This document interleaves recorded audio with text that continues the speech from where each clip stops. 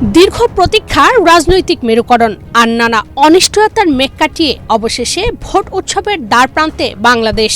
আজ সকাল 7:30টায় আনুষ্ঠানিকভাবে শেষ হয়েছে ত্রয়োদশ জাতীয় সংসদ নির্বাচন।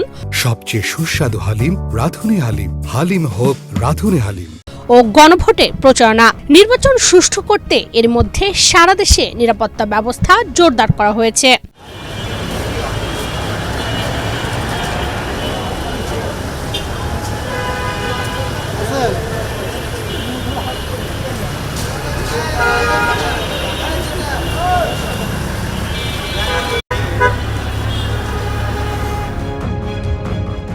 সূত্র বলছে, সম্ভাব্য পরিস্থিতি নিয়ন্ত্রণে এবারের নির্বাচনে পুলিশ সহ আইনশৃঙ্খলা রক্ষাকারী বাহিনীর প্রায় 9 লাখ সদস্য দায়িত্ব পালন করবেন।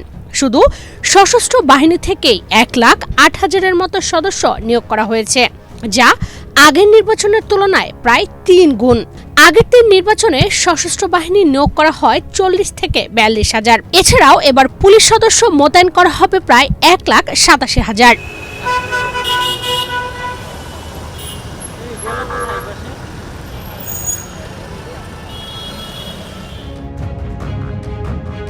এদিকে নির্বাচন অবাধ, সুষ্ঠু ও শান্তিপূর্ণভাবে সম্পন্ন করার লক্ষ্যে নির্বাচনী অপরাধ সশরীরে আমলে নিয়ে তার সংক্ষিপ্ত পদ্ধতিতে বিচারের জন্য সারা দেশে 655 জন জুডিশিয়াল ম্যাজিস্ট্রেট নিয়োগ দিয়েছে নির্বাচন কমিশন।